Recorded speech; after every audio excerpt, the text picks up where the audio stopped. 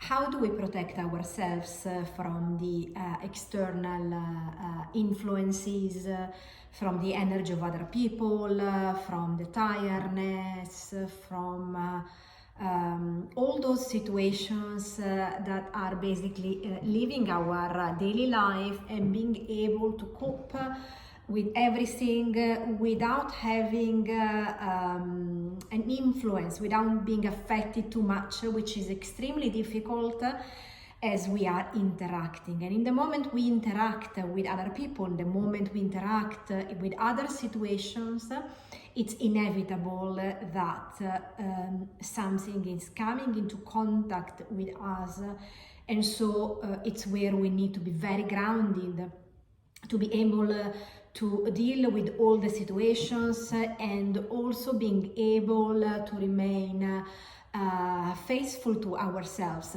Well, a basic technique that you could do every morning could be simply imagining yourself inside a ball of light or a cocoon of light, and literally imagining or drawing with your fingers, with your hands, around your own body, around your aura, imagining that there is a light that can be golden, can be green when you need some healing, can be purple if you are connected with the divine, can be white. It depends, of course, with which spirit you would love to interact with. If you're having a conversation with your angels, with other presence, but let's say that in general you can visualize a colorful light around your own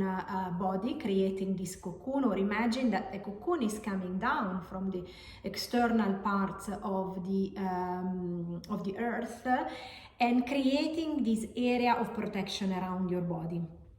So this is something that you can do in a very quick way, even if you are about to jump on a bus where there are a lot of people, so the air is normally quite stagnant and you need a quick way to be protected.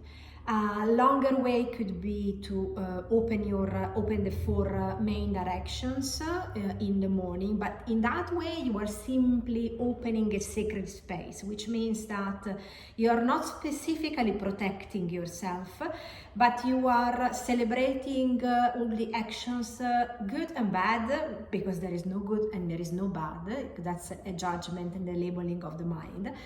You are still celebrating all the actions of the day and the imperfection of those actions, like happening within this sacred space. So you are dedicating whatever is happening in your life to the spirits of the direction. And that what is important is also to remember to close the directions in the evening when we are in bed in a very quick way. Otherwise, our energy remains active and then it can be quite difficult to fall asleep.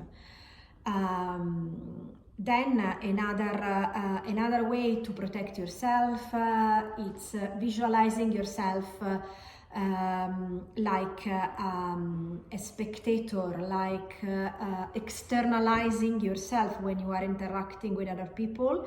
I am not what I'm hearing, I am not what I'm doing. So depersonalizing yourself, which is very much a shamanic process, so that you don't identify yourself with your body, with your mind and with your emotions, which are the vehicles of the soul, but you identify yourself with the soul. So it's just creating a barrier, so creating borders. And of course this is also connected to the element of creating your own borders, creating your own barriers of protection.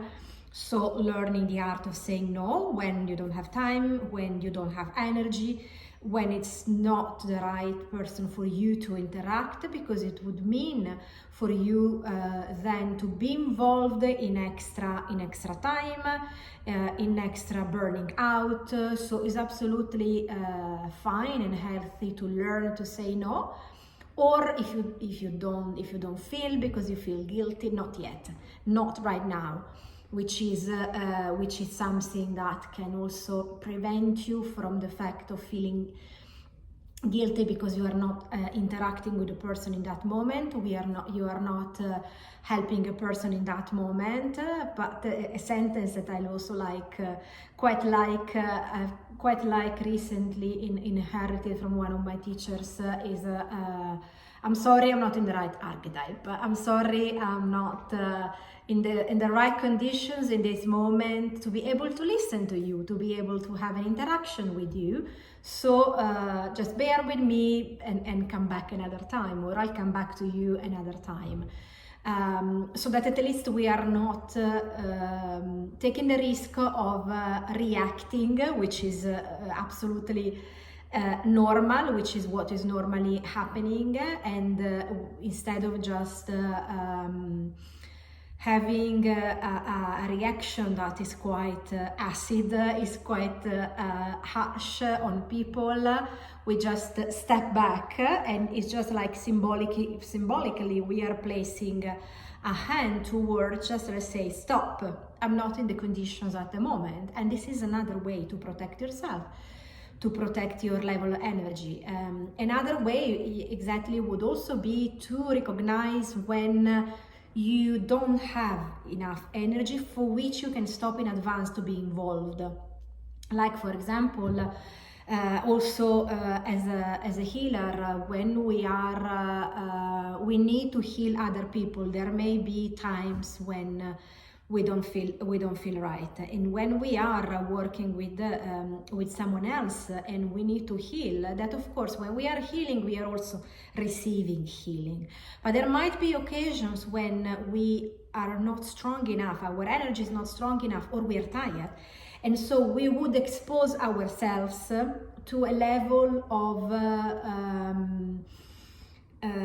being able to absorb something. So in that case, if you are a healer, you just need to be very mindful in making your decision in that moment.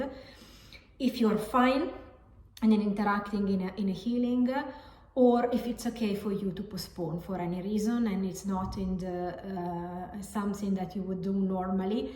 But if your barrier around you is not strong enough, and that I would say the majority of the time the main cause could be like you are about to develop some illness, or you're simply extremely tired, your level of defense of your immune system would be very down, and so you are not able to be at your best in the way of helping others. Otherwise, in normal conditions, when you are doing a healing, you receive a lot of light back, so you are healed massively back and you are recharged, so you shouldn't feel tired at all.